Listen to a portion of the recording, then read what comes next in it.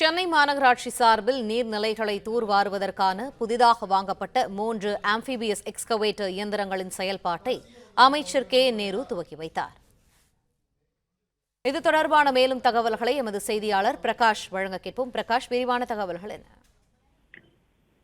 பருவ மழை நெருங்க இருக்கக்கூடிய சூழ்நிலையில சென்னை நகர்ல இருக்கக்கூடிய கால்வாய்கள், அதே போல ஏரிகள்ல இருக்கக்கூடிய சகதி மற்றும் அங்க அதில் இருக்கக்கூடிய குப்பைகள், கழிவுகளை அகற்றக்கூடிய வகையில 3 எக்ஸ்கவேட்டர் இயந்திரங்களை பயன்பாட்டினை அமைச்சர் கே. நேரு தொடங்கி வைத்தார். மாம்பழம் கால்வாய் அருகே இந்த திட்டத்தை அமைச்சர் நேரு தொடங்கி வைத்தார்.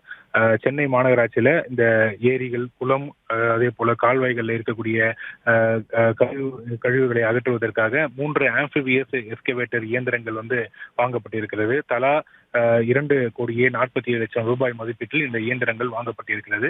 இந்த இயந்திரங்கள் இங்க கால்வாயில மிதக்கக்கூடிய குப்பைகள், கழிவுகள் மற்றும் சேர், சகதி உள்ளிட்டவர்களை தூர்வாரி அந்த கால்வாய் சுத்தப்படுத்தக்கூடிய அந்த பணிகள்ல ஈடுபடுத்தப்பட இருக்கிறது. பருவமழை நெருங்கி இருக்கக்கூடிய சூழ்நிலைகள்ல இந்த கால்வாய்களை சுத்தப்படுத்தக்கூடிய தேவை இருக்கிறது.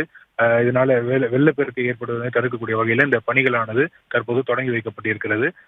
3 இயந்திரங்களுடைய பயன்பாட்டினை அமைச்சர் கே. நேரு தொடங்கி வைத்திருக்கிறார்.